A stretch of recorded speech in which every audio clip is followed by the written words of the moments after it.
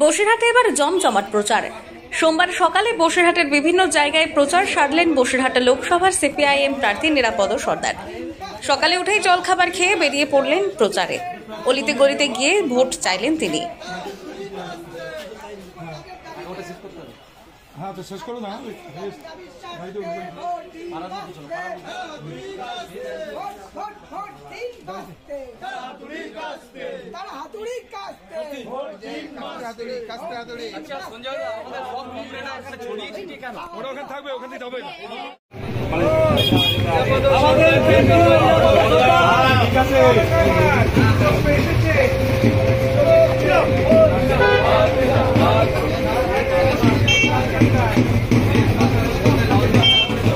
ওইটা কি আমাদের?